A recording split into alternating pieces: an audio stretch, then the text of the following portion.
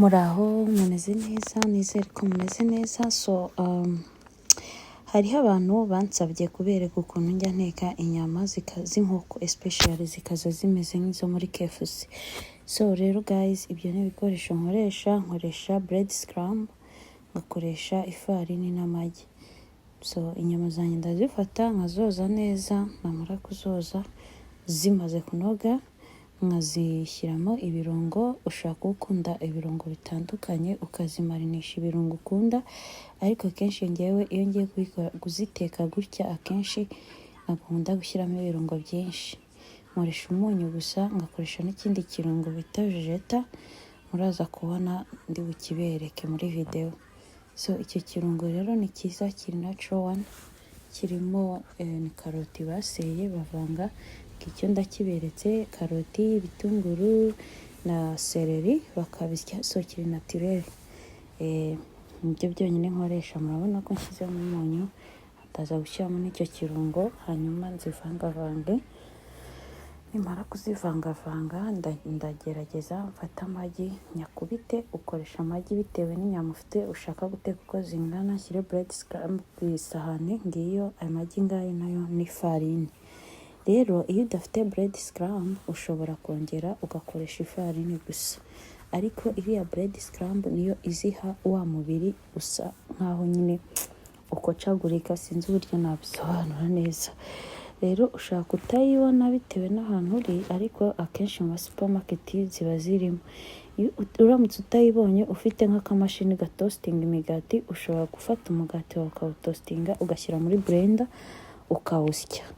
Mu gihe rero udafite ako kamashini, kugira ngo ifu izikomeye urabanza ukawutostinga, ariko udafite akamashini gatostinga wawusya gutyo ukaza ari ifu yoroshye.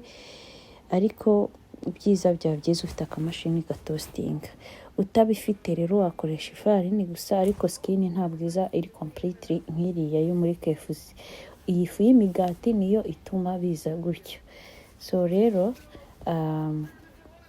murabona nshyira mu magi, ngashyira mu ifarini, nkongera ngakura mu ifarini nkagarura mu magi, narangiza nkaza kongera ngashyira muri ya bread scrum, noneho kugira ngo bifate wa mubiri. Ubwo ngakomeza nkabikora mpaka inyama zanjye zose zirangiye. Guys, mwibuke gukora subscribe kuri YouTube. Unagarutse ngiye kujya mbaha ibiganiro, kandi ibi bintu abantu benshi barabimbajije, mbereka utuntu dutandukanye, utuntu two kurya dutetse mu buryo nyine butandukanye, utuntu tw'ibiganiro, inama se kungurana inama, whatever, n'utuvlog, kubera ko nkunda kwigendera ahantu hatandukanye, ngira amatsiko yo kureba uko ahandi babayeho. Murabizi akenshi nagiye mbashyiraho utuvlog two mu bihugu bitandukanye.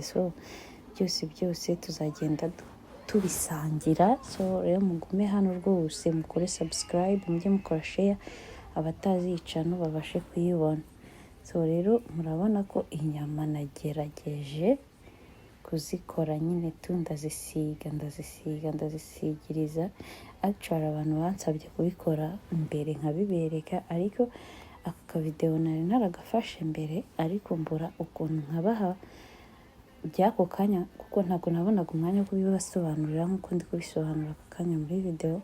Ntabwo nari mpari, naragiye mu kiruhuko gatoya, ariko ubwo ngarutse ndavuze ntireka nze nk'editinge basobanura uko nabikoze. Rero murabona ko inyama kabisa narimbanyije. Iyo ubikoze gutya rero uba ufite amavuta yawe ku ipanu y'ubuto, ukayacanira kabisa agashya. Amavuta rero iyo yamaze gushya, nibwo wamaze no kuzisiga gutyo wazishyize ku ruhande, nibwo utangira kugenda ushyira za nyama zawe mu mavuta. Muraza kubibona kuri video. Za nyama uzishyira mu mavuta yawe, ariko ukamakinga sure ko watekeye ku muriro mukeya cyane, kuko uramutse utekeye ku muriro mwinshi zishobora kubabuka, ntizishye nyine ngo izishye neza, uzihe igihe zishye. Biba byiza rero ugabanyije umuriro, ukagabanya amaziko yawe nyine, ugashyira mu mibare mitoya kurusha gutekera mu mibare iri hejuru, kuko imibare iri hejuru ishobora gutuma zidashya neza mo imbere, ukajya ubona inyuma ko zahiye ariko imbere zitahiye. Murabibona rero ko nzishyize mu mavuta, ariko amavuta yari atarashyuha cyane, ariko kuko namaze kuzishyiramo of course narabiretse nyine amavuta ashyuha cyane zirimo, amavuta ashyuha cyane zirimo. Ndangije sasa ngabanya umuriro. Mu kanya muraje mubonere zirita kabisa inyama ziza zimeze neza nk'izo muri KFC. Abakunda kujyayo kuzigura ziza zimeze nk'izo muri KFC, then ukaba wazirya nyine utiriwe uzigura. Aha nari ndi muri 6, nari nshyize muri 4, so kugira ngo zitaza kubabuka zize gushya neza, ndarapfundikiye kugira ngo umwuka nyine nawo uze kuzifasha gushya neza. Murabibona kabisa. Rero ngiye kugenda nzihindura ahari hejuru hajye hasi, kugira ngo hose zigende zishya. Murabona ko zatangiye guhindura akabara, murazibona inyama murabibona ko zatangiye guhindura akabara, zatangiye gukora ya skin. Murabibona mbese bimeze neza. Abantu benshi bajyaga bakunda kumbaza ukuntu muri izi nyama, so rero nifuje kubasangiza ukuntu njya nzikora. Ibintu nakoresheje mwabibonye ntabwo bigoye, ni kuzibanza kuzimarina ukoresheje ibirungo ukunda mu biryo byawe, warangiza ukazishyira mu magi, ifarini na bread scrumb. Mbese mwabibonye ko bishoboka kose, ntabwo nabisobanuye. Uramutse ufite ikibazo wakandika muri comment nkagusobanurira, hari aho byagucanze nkagusobanurira nkagufasha, kuko burya abantu tuba tubereyeho gufashanya no kwiga. So murabona ko zakomeje gutangira guhindura ibara, so niziza gushya muraza kubibona rwose ziba zimeze neza, zimeze neza cyane rwose. Kandi ziraryoha, ntabwo urazirya kabisa ukumva ko zifite icyanga. Burya biba beta iyo ushoboye kwitekera ibiryo tubona mu ma junk food, nyine ama junk food tubona like mu maresitora nyine acuruza ama junk food.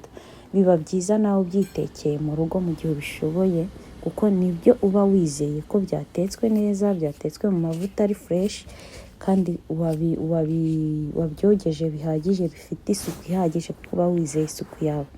So murabona ko zatangiye iza mbere zivuyemo, murabona ukuntu zimeze, murabona ko zimeze neza cyane rwose. Nizere ko kabisa muzabigerageza, muzambwira. Niba utarakora subscribe kuri YouTube uyikore, tujye dukomeza duhana ibitekerezo guys. Murabona inyama ukuntu zimeze neza, ziraryoshye pe. So see you guys. Murabona ukuntu zari zimaze gushya. Nizere ko turi kumwe.